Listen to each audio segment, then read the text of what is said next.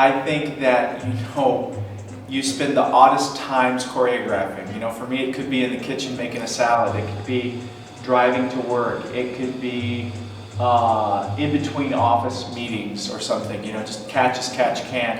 And for me, I tend to gather all my ideas and then just a day or two before going into the actual rehearsal room, that's when I start to actually block it out. So for me, it goes from just music to concepts to actual measures to then choreography and then rehearsal room. It's sort of like right to the last minute. So for this project, I've taken the music, talked it through the storyline with Tim first, and then walked away and come up with all my movement, drawn out all my formations, and then once we get in the room, that's draft one.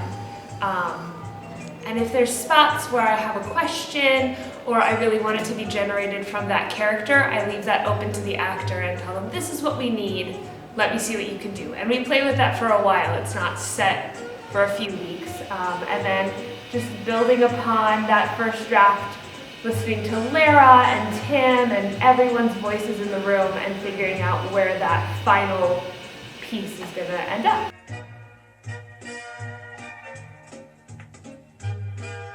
Constant conversations with Tim O'Sell, the director, and actually sitting and listening to the music with Tim and with Rachel, my associate choreographer, and saying, well, this sounds like this is the story the music is telling this story. So we actually do a lot of listening, a lot of creative listening, a lot of critical analysis, a lot of discussions about what if they are saying this, and then it's kind of a domino effect. So we're actually scripting a lot of those dance breaks, even though there is no script per se. Sometimes in scores, either the stage manager or the choreographer has notated tickles or bone crunching or whatever that might be in certain ballets.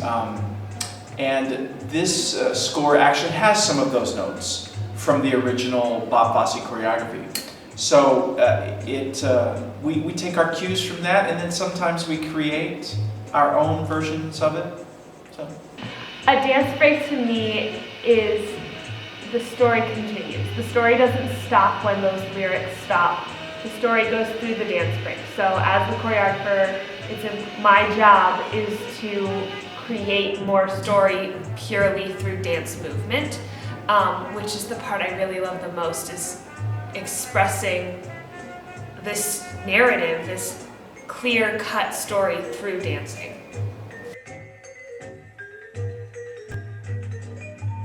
Yeah, well, Bob Fosse is, there's not a choreographer alive now that can't bow to Bob Fosse for what he did for changing the face of Broadway choreography forever.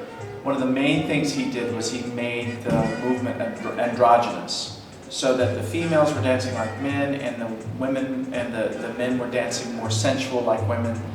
And so coming out of the jazz movement, but his attention to detail, his specificity, in terms of steam, we are doing the Bob Fosse choreography. But because we're on a thrust stage, we've taken advantage of that trio and we've moved them around the stage in a lot of different and varying ways. So it's exciting to see, for me it's exciting to see this thing come to life. I've been setting this piece in dance classes now for 25 years. And to actually do the show and to actually put it on a thrust stage with these particular dancers is truly thrilling.